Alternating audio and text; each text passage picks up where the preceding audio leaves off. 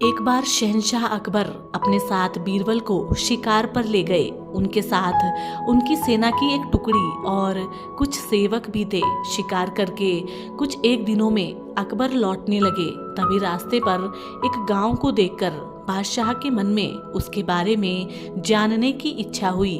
उन्होंने तुरंत अपने साथ आए बीरबल से पूछा कि क्या तुम इस गांव के बारे में कुछ जानते हो?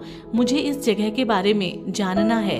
बीरबल ने जवाब दिया, शहंशाह, मुझे भी इस गांव के बारे में कुछ नहीं पता।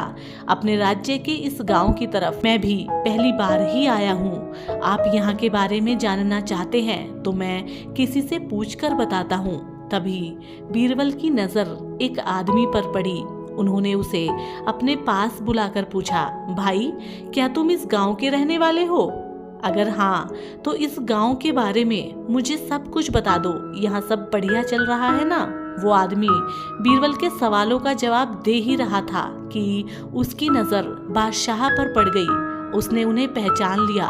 फिर बोला कि साहब, आप लोगों के राज्य में यहाँ कुछ खराब कैसे हो सकता है? यहाँ सब कुछ बढ़िया है। तब बादशाह ने उससे पूछा, तुम्हारा क्या नाम है?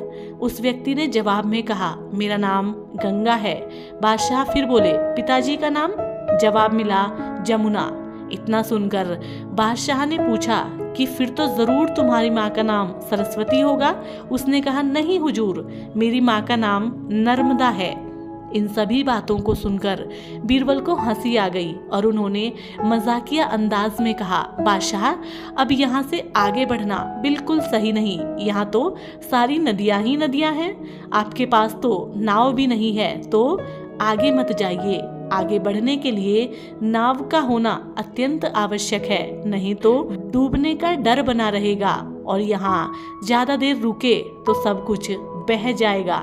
बीरबल की यह बात सुनकर बादशाह को भी जोर से हंसी आ गई और वो व्यक्ति भी बीरबल का मजाक सुनकर मुस्कुराते हुए वहां से चल दिया। तो मित्रों, इस छोटी सी कहानी से हमें यह शिक्षा मिलती है कि हरदम व्यक्ति को गंभीर रहने की आवश्यकता नहीं, हंसी मजाक करना भी बेहद ही आवश्यक है। तो साथियों, हम उम्मीद करते हैं आज की ये ज्ञानवर्धक और हास्यप्रद कहानी आपको पसंद आई होगी। और इसी तरीके की और छोटी और रोचक कहानियों के लिए आप हमारे channel Ashu the positive pitch को सब्सक्राइब करें। हम आपके साथ इसी तरीके की छोटी छोटी कहानियां साझा करते रहते हैं। तो मित्रों, हम आपसे मिलेंगे एक और नई कहानी के साथ। तब तक के लिए नमस्कार, जय हिंद।